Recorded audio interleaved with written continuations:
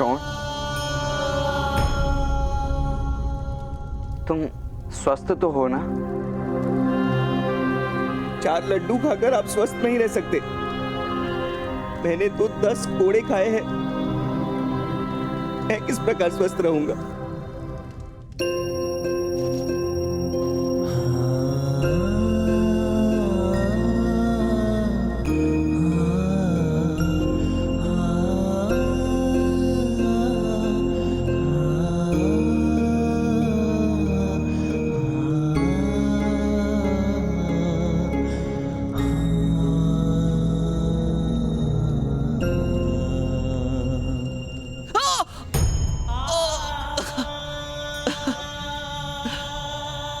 भ्राताश्री, लेप लगा रहे हो या त्वचा उतार रहे हो? मुझे क्षमा कर देना शोन। चलो, अपने भ्राताश्री को क्षमा मांगने का अवसर भी दे दिया मैंने। तो आप स्वस्थ रह सकते हैं ना भ्राताश्री? शोन, मेरे कारण तुम्हारी ये स्थिति हुई है। अभ्यास है मुझे भ्राताश्री। आपके कारण बालपन से मुझे मार पड़ी है, किंतु कोई समस्या नहीं। मेरे सारे घावों का पुरस्कार आप एक साथ दे देना। क्या पुरस्कार की इच्छा है शोन? पृथ्वी के किसी कोने पर एक ऐसा स्थान अवश्य निर्मित करना जहां नीची जात के लोगों को कोड़े ना खाने पड़े।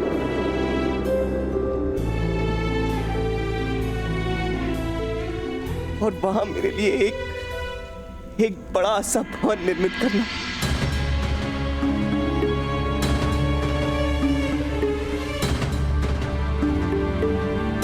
मैं वचन देता हूं शोन, तुम्हारी इच्छा अवश्य पूर्ण करूंगा।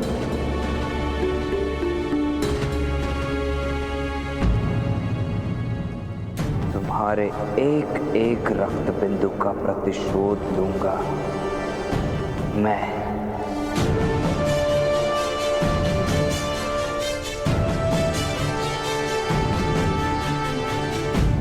किससे प्रतिशोध लोगे कर्ण? सबसे, किंतु सर्वप्रथम प्रतिशोध लूंगा महामहिम भीष्म से।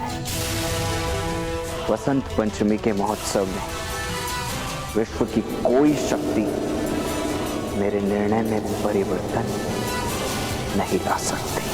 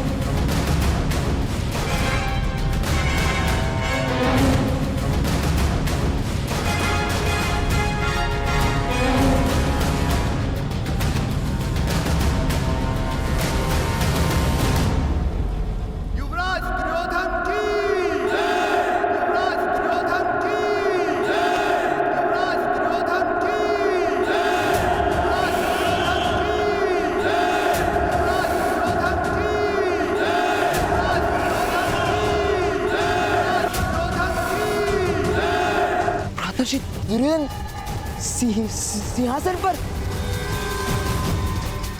होने वाले महाराज विराजमान है। युवराज दुर्योधन की, युवराज दुर्योधन की, युवराज दुर्योधन की, युवराज दुर्योधन की। दुर्योधन!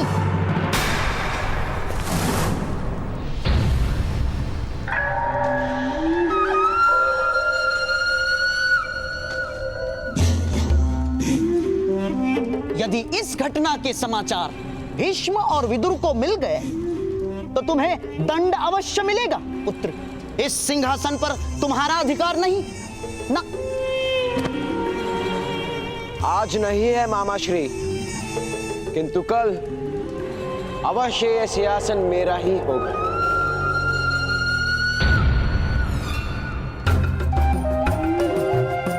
स्वप्न देखने वाला सुख पाता है और सत्य देखने वाला सफलता पाता है। तात्पर्य? तात्पर्य यह है पुत्र कि तुम्हारा स्वप्न है कि तुम युवराज हो, किंतु सत्य यह है कि भीष्म और विदुर उस पांडु पुत्र युधिष्ठिर को ही युवराज बनाएंगे। हाँ। और जब तक भीष्म जीवित है तब तक तुम हस्तिनापुर के सिंहासन पर विराजमान नहीं हो सकते।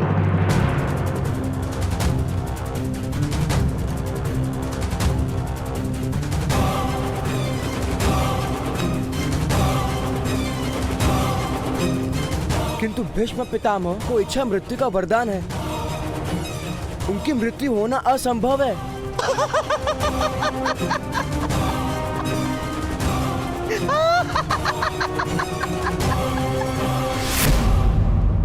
उत्तम, अति उत्तम पुत्र, अति उत्तम। किंतु पांडु पुत्रों को तो ऐसा कोई वरदान प्राप्त नहीं है ना पुत्र।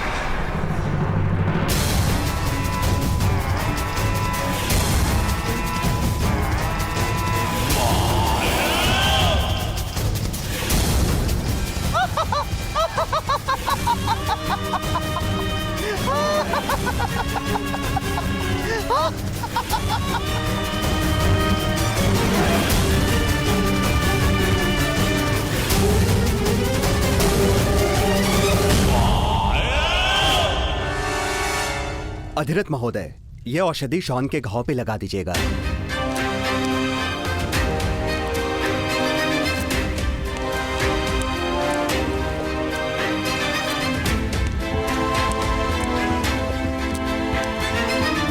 अधिरथ महोदय, आपके लिए महामहिम का आदेश है। आपको शीघ्र ही महामंत्री विदुर जी को वन में लेकर जाना है। वन में? समाचार प्राप्त हुआ है महाराज पांडु का निधन हो गया है। आपको जाकर राजकुमारों और महारानी कुंती को हस्तिनापुर लाने का आदेश है। महारानी कुंती हस्तिनापुर आ रही? यदि ये बालक राजकुमारी की आंखों के सामने रहा तो शीघ्र ही वो लोकलाज की चिंता त्याग कर इसे अपना लेंगे और बहुत बड़ा अनर्थ हो जाएगा। महाराज और राजकुमारी पर लांछन लगेगा।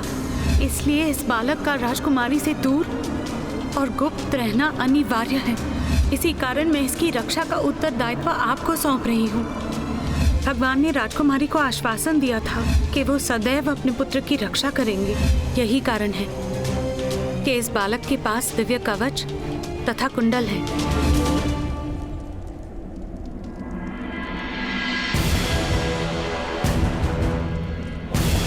क्षमा कीजिए भगवान सूर्य नारायण, किंतु आप ही का दिया गया हुआ कवच आपके पुत्र का सबसे बड़ा शत्रु बन गया।